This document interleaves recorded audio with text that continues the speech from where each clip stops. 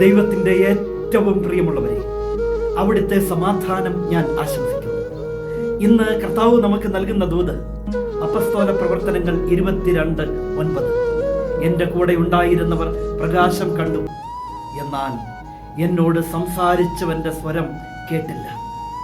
എന്തായിരുന്നു ആ സ്വരം?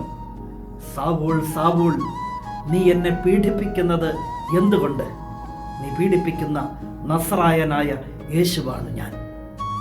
എൻ്റെ കൂടെ ഉണ്ടായിരുന്നവർക്ക് ആ സ്വരം കേൾക്കാൻ സാധിച്ചില്ല.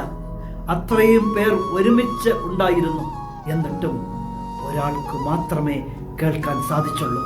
പേര് ചൊല്ലിയാ വിളിച്ചത്, സാവൂൾ, സാവൂൾ. ഇന്ന് ദൂത് കേൾക്കുന്ന എൻ്റെ പ്രിയമുള്ളവരെ, നമുക്ക് നേരെ ചില ശബ്ദങ്ങൾ എത്തും. ദൈവത്തിൻ്റെ വചനമായി കാതടച്ച് കളയരുത്. ഒരുപാട് പേർ ചുറ്റുമുണ്ടായിരിക്കും, പക്ഷേ നമുക്ക് മാത്രമേ അത് കേൾക്കാൻ സാധിക്കൂ. കാരണം അത് നമുക്ക് വേണ്ടി അയക്കപ്പെട്ട വചനം.